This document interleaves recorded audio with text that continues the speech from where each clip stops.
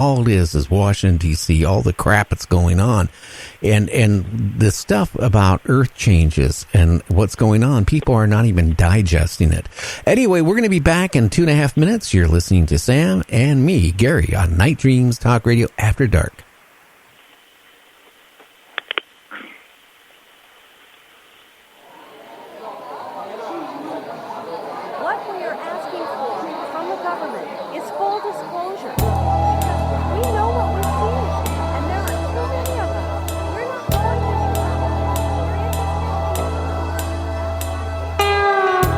As I gaze upon the annals of time, one thing that comes through: we are not alone in this universe.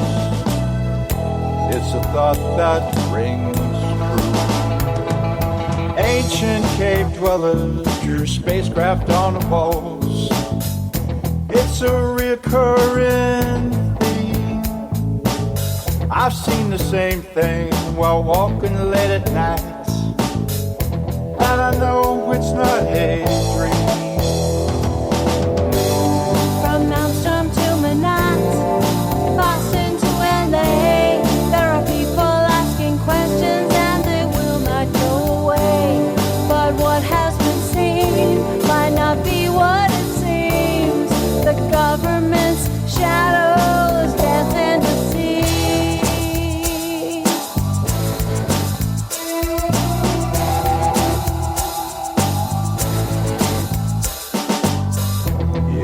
Tell the truth, they will ridicule everything you say and do.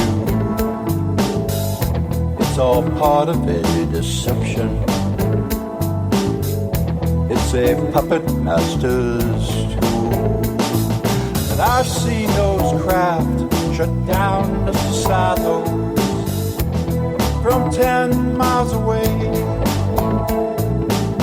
And there ain't nothing that the Pentagon can do. They can't make them go away. From Malmstrom to Manhattan, Boston to LA, there are people asking questions and they will not go away. But what has been seen might not be what it seems. The government's shadows dance in the sea. From Malmstrom to Manhattan, New York to LA, you can't get the picture if they're pale or they're gray. But what we have seen might not be what it seems. If you would like to hear Night Dreams Talk Radio on your local radio station, let them know. Tell them to check out www.nightdreamstalkradio.com. And thank you. You are listening to Night Dreams Talk Radio Network. From our compound to you worldwide. With your host, Gary Anderson. And that is me. Make sure you check out the web. It's been updated. You can go to www.nightdreamstalkradio.com. You can see the last 2 guests we've had and all our current guests coming up to like next week. I also put some things about Earth changes and a few other things up there. So why don't you give it, when you get time, check it out. Sam, are you there? I am still here, Gary. Oh, I am too. I mean, it is hard, but I'm moving forward. You know what I'm scared about is what the people are not digesting, like what's happening. You know, in Antarctica, a big iceberg, we're talking about the size of a small state, broke off the other day. Now today, there's another one that's getting ready to go, which is even bigger, and that itself is getting scary. The Antarctica, the Atlantic Ocean is cooling down. The little belt that goes between the equator all the way up to, the UK and Ireland, Scotland and all that area over there, keeps it from freezing, is almost to a dead stop. And if that comes to a stop, that's going to push, that whole area into maybe a mini ice age. And they're already predicting the UK is going to have one of the coldest winters in the last 100 years this winter. So things are going on. But you know what? People are buried in the political news more than ever right now. And I think that's just a theater of distraction for people. To keep them distraction is, hey, don't look there, look here. So they have to do this, and on the media with the politics, and sometimes you have the right against the left, and I think it's just something put together that, you know, honestly, I got tied up into those camps. I was never part of the left, but I was part of the right for a while and was watching Fox News, and I come to the conclusion that, you know, they're kind of talking the same way as the other guys, you know, and so I had to shut them off because I don't think I was getting what I needed out of that, and the distraction from that is just terrible, you know. Well, it's so many things going on right now, and people aren't digesting it. And I have a funny feeling something bad is going to happen in the near future. And then, you know, FEMA and all these, you know, they're not going to be able to even help what could happen. And that's the scary part. I mean, you know, as being an amateur radio operator, like I used to be, I've been hold a commercial license for many years, and a technician license. The thing is, what I'm saying is that things are about ready to happen. I mean, I had a guy on who's very famous a week and a half ago, and he said, well, gee, if the grid goes down, it's not going to be the whole country. It's only going to be pockets of the country, areas. Maybe only half the country will go down. Well, you know what? If you live in the wrong part of the country, all hell's going to break loose really fast. When you don't get food, you don't get gas, you don't have a job because the satellites aren't going to be working, the banks aren't going to be working, you don't have no money, you can't call up your wife on your cell phone. What's going to happen to society? That is what I'm scared about. And then we have, you know, the rainforest, it's all burning down. We have the cooling of the Atlantic Ocean. You know, what would happen seriously if the UK and all that stuff go into an ice age or a mini ice age? Where are they going to go? I'm telling you right now, it's just everyone has been conditioned to live on the edge.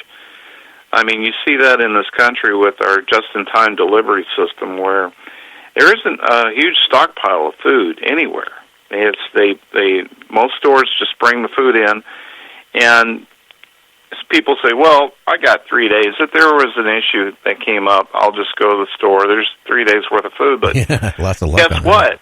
People's behavior, we've already seen this in other natural disasters have happened in places like Texas, where the flooding has taken place and stuff like that, or tornadoes.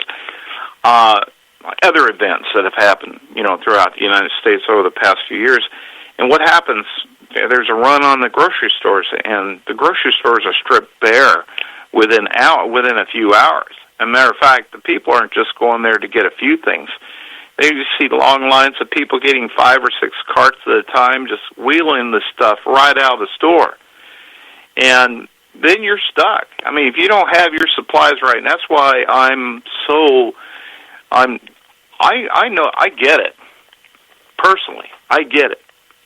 You know, someone says, well, why do you live in the mountains? Well, I don't want to reveal. One of the reasons I live where I live is because I don't want to be near the cities if we have one of these situations take place. How about a wave coming up through the cities? Well, I'm at 1,700 feet, and that's one of my reasons for being here. I mean, I'm not trying to make fun of anybody that's living down below there or anything like that, but and I have a home down in the Tacoma area, for instance. It's about 300 feet above sea level. But I do feel that you know, I'm just trying to be precautious by having an additional place I can come to that's a little bit higher. You know what I mean? Wow, so if there was an event or anything, I'd have to scoot my family up this way, you know, as the alternative place to go to.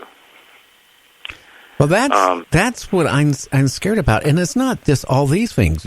You have these birds, you know, like literally, it was like it was on the news last week. 3 million birds died just dropped from the sky pretty much. And when they, checked them over, they found out their stomachs were empty because they were going the wrong direction. They were going where they wouldn't get food. They starved themselves to death and then started dropping out of formation. All this is going on because the Earth changes. The magnetic field is changing. You have cranes, for example, being seen in areas which, hey, people haven't seen them before in certain areas of the country, and they kind of mix them up with thinking, oh, these are prehistoric birds. Oh, my God, look at this. They're pterodactyls. They're big birds that go in the wrong direction or going farther out. And that is telling you something is going on. I know. I've seen the die-offs myself. I mean, this has been going on actually for several years now, and I've seen not like, birds dropping out of the sky, but there might be other reasons why that's happening too. You don't know what's being done in the skies necessarily that's causing the birds to drop. The ones with the empty stomachs, I can actually attest to the fact that our magnetic fields are all screwed up, and they're kind of like they have this homing GPS built in that's not quite working correctly, and they rely on that.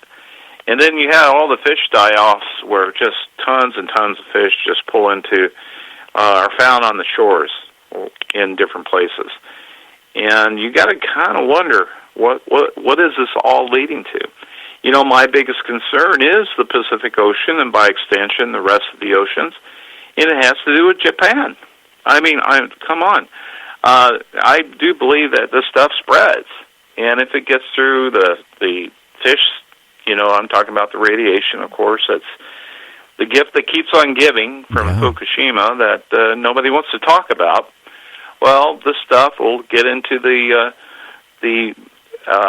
cycle of life, get into the fish, then get into everything else, people, and make its way all over the place. Yeah, just think about that up here in Washington State. The salmon go spawning, correct? Now, let's say they've been irradiated and they have cancerous sores on them. Are their eggs and their sperm, is that going to be free of radiation? I don't think so. So then the offspring fish are going to be, their DNA is going to be affected. And the thing is, they're already finding radiation off the Oregon, off of the Canadian coast, off of California, in these fish. Just wait. Oh, yeah. Just wait they have to dump these billions of gallons of radioactive water into the Pacific Ocean because they have no place to put it anymore. They're freaking out right now, and they are so close to dumping it. It's just a matter of one of these days. Shortly, it's going to be dumped into the ocean. And what's that going to do? We got all this pollution in the ocean right now. They said in the next 30 years. The ocean is going to be so contaminated with plastic. Well, how about being irradiated, and all the sea life is going to be? I mean, when you talk billions of gallons of highly reactive water, what's going to happen to any of the marine life?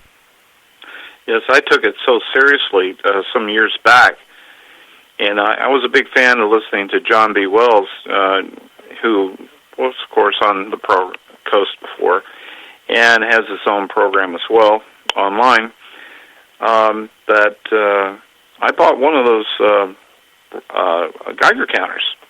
I paid some pretty good money for it, and because we are on the Washington coast and we are on the Pacific Coast area here in Washington State, and I wanted to take it out to the Ocean Shores area and see if there was any difference in the oceans. I haven't used it in about a year or two. I think maybe I need to start doing it. Matter of fact, at this point in time, if someone invites me over to have some salmon or cod, I'm going to bring it with me and just put it over the fish first before I take a bite. That's well, a smart move. This is picking too much here. I don't think we're going to have to pass on this food tonight. Well, there's another thing you can do. Just turn the light off and see if the fish glows. If they glow at night, that's right.